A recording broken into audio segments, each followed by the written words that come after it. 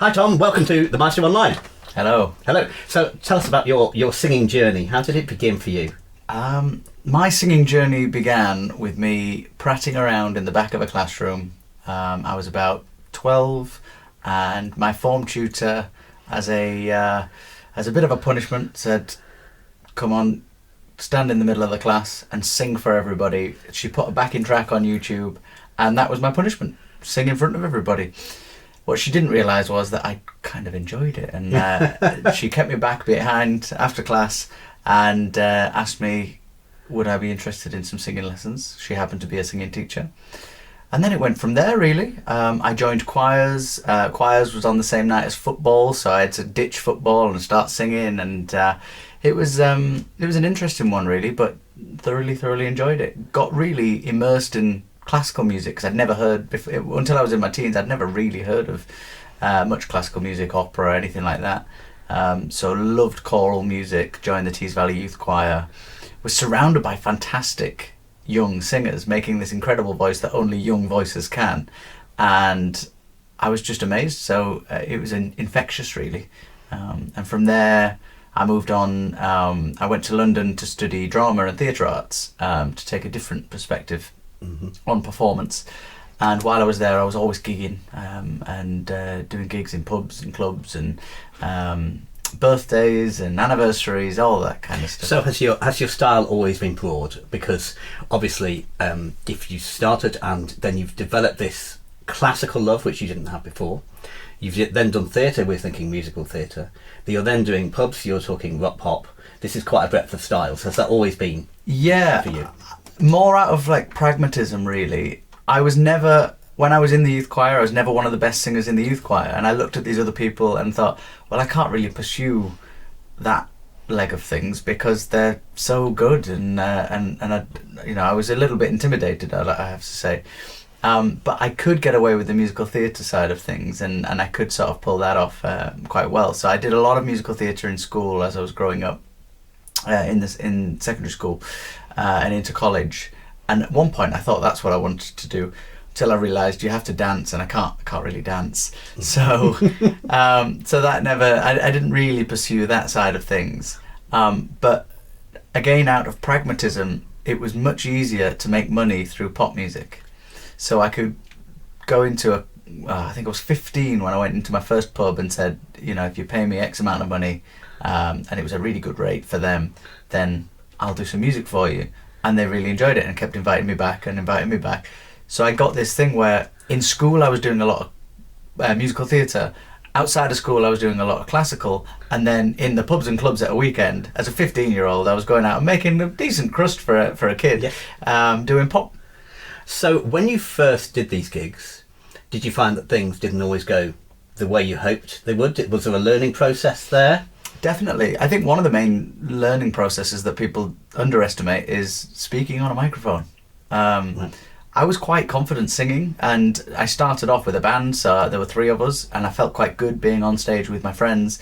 But the communication with the audience outside of the songs was really difficult. And that's why I think it's really important both to your audience are there being held by you in that space at that moment. So whether you're singing or not, you've got to be able to look after your audience and communicate with them and keep that constant line of communication. And that was the biggest thing I learned. So was it hard to keep the engagement? Did you find when you were dropping off singing and you were beginning to talk that connection was going and you were having to try and keep that connection? Definitely. And the more that it drops off because you're less confident, the more that people stop listening and start having their own conversations, and it starts getting a bit rowdy, and then you're fighting to talk over the top of it. And I just wasn't comfortable with it to start off with. But after a bit of time, you learn the gift of the gab, I think they call it. So what about as a singer, when people they're having a drink, they're talking, it might be quite loud. Did that affect your technique? Did you find that your throat was getting tired? Did you find that you were trying to raise your voice over the crowd and not get the expression you might otherwise have wanted? Definitely to start with. When I was much younger, a little bit more naive, I thought that, singing over the crowd was probably better.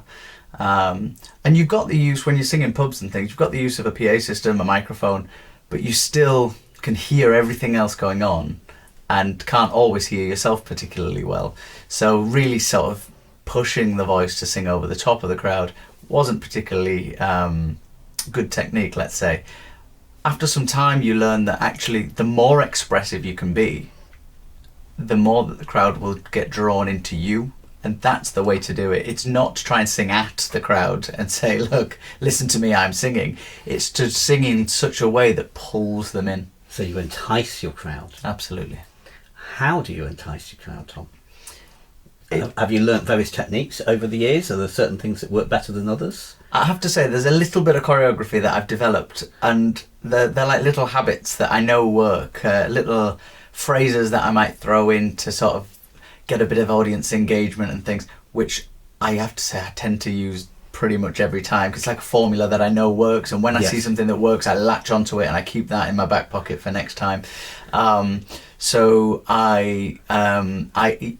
people who see me quite regularly catch me saying certain phrases repeatedly. They know what's coming up, you know. But it works, you know, and it is a formula. As a singer, is a formula. For instance, when you've got a big crowd, sometimes when you're up there and you're soft, the crowd softens as well, and it's not always that when they're loud you be loud, but sometimes when you're soft they'll soften with you. They will, yeah. Do you have? I think sometimes if you just take the dynamics back just a little bit and sing everything really sweetly, it will. And it does depend on the audience, of course it does, and it depends on where you're playing, but generally speaking, if the audience are talking too much or making a bit too much noise, you can just sing a little bit sweeter without raising your voice and draw them in that way. The other thing is repertoire choice. I was just going to say, tell us about repertoire choice, because obviously different pubs, different age groups, different venues, different events, birthday parties, whatever, you've got different songs that are going to appeal to different people. Yeah, definitely. I think there are some venues that I've been to, I won't name any names, but certain venues have a crowd that, let's just say, are slightly less sophisticated, and they don't necessarily know the etiquette around live music. And if they're going to shout and, you know, be rowdy over the top of the music, what I might do sometimes is go from the more poppy, rocky songs, and then I'll throw in something like a complete curveball like Nessun Dorma, right? And they are often the venues that appreciate that song the most. You would think that the Royal Opera House would appreciate Nessun Dorma more than anybody else, but they don't. The people who appreciate it are those people in the spit and sawdust pubs that are not expecting some young lad to just burst out some Puccini or whatever, you know, and it really does help to grab their attention, and that's it then. For the rest of the gig, they're hooked. Right. They just need something to rope them in. Yes, yeah. What particular era or songs, apart from your classical, in the rock pop, would you say have gained most audience attention for you? What I'll do is I'll hybridise that question, because recently it's Ed Sheeran's Perfect. Yep. And the reason is there's a version of that with Andrea Bocelli where he sings in Italian. Mm-hmm. If you've got the breadth to be able to do pop and classical, then to slip from the Ed Sheeran lines into the Andrea Bocelli lines is an immediate head turner. It's great for a first dance, and a lot of couples at weddings that I perform at choose that as their first dance. They don't even expect that I'm going to start singing in Italian. Soon as I do, that's it, lift off. So actually that takes us down a really, really nice route, as in many people when they're singing, they hear something like Beyonce or Mariah Carey or whoever it may be, Ed Sheeran, and they're singing their songs and they're trying to sound like them because they want to sound like them. Mm-hmm. But of course, somebody's only ever going to say, "Oh, you almost like Ed Sheeran, that was great," which is kind of a backhanded compliment. So tell us about developing your own flavour, your own style, something that's you, so that when you're on that stage, you've got integrity as yourself rather than being a copy of somebody else. I think it's boring to copy somebody else, for one. Why would I want to copy Ed Sheeran, you know? But Ed Sheeran writes some lovely songs and people want to hear that. But my favourite compliment is when people say that you're better than the original, because although I'll always say no, I'm not, because actually, you know, I need the original to work from, you know. But my favourite way to do this is to really make it my own in terms of understanding the song in my own way. If I do that, I'm able to communicate that with the audience in a very different way to the artist. I don't listen to the same artist sing it over and over again to learn it. I listen to it once or twice, and then I learn how to sing it myself and separate myself. I dissect the lyrics and work out how to communicate that in my own way. So from there, when you're saying you're dissecting the lyrics, what you're saying is you're finding some meaning in a sentence and using vocal expression or tone to bring that meaning out. You're drawing that out. Yeah. So you've got a connection with it.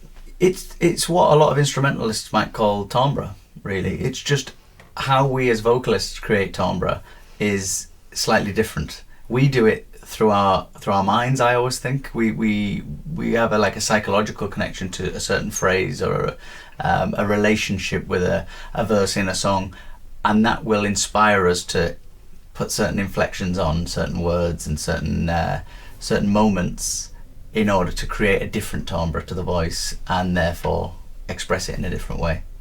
Final question for you, Tom. What do you think has been your favourite singing moment, the thing that stands out in your memory most? When you get to your 70s, 80s, what's that one moment you might look back on? Can I have two? Yeah. I'll have one from two different genres. I supported Olly Murs many years ago, and that was my first big support gig, and there's 5,000 people in Central Square, Middlesbrough, and I got on the stage and I saw all these people and it was just magnificent. We spent the whole day there, warming up and doing sound checks and things like that, and then to actually get on the stage with the audience, that was pretty impressive before I'd even sung. My second one would probably be I performed at the BBC Proms with at the Royal Albert Hall with the Gabrieli Consort. We did Mendelssohn's Elijah. Yes. And almost from a different perspective entirely, you've got 5,000 people at the Olly Murs gig facing me, but I was one of maybe 200 musicians on that stage performing this music together.